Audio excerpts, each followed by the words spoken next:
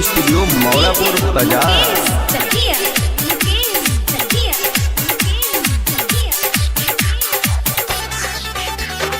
जैसे खौले दहन के पानी वैसे जवानी खौलत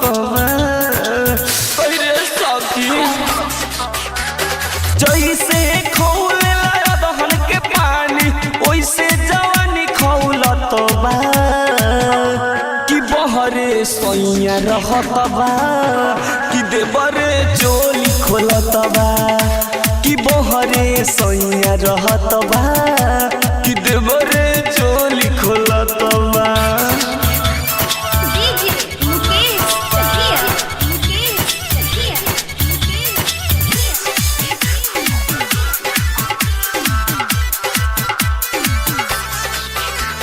छुटका देवरवा के सुन रे सखी ठीक नहीं लागत नियत।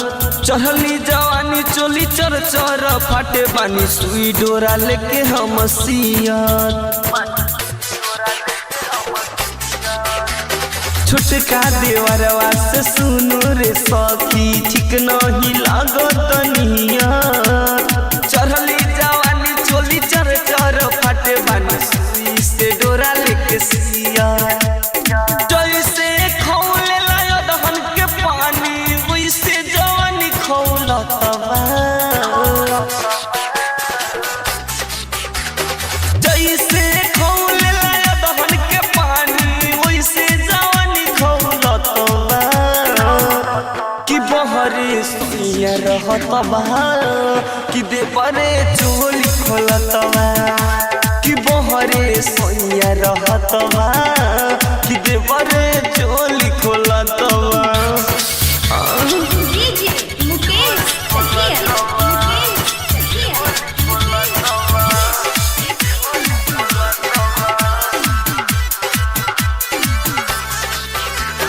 राइटर धर्मेंद्र जब से कोयले रे सखी देवे न कुछो खबर। उदय सहनी मचा मारे ला चाहे लहका के सखी रे कभर। राइटर धर्मेंद्र जब से गईले रे सखी देवे न कुछ खबर। उदय सहनी मजा मारे ला चाहे लगा के सखी रे में कभर। धीरेंद्र देवरा सुन रे सखी सुतेला हमके कहत बा।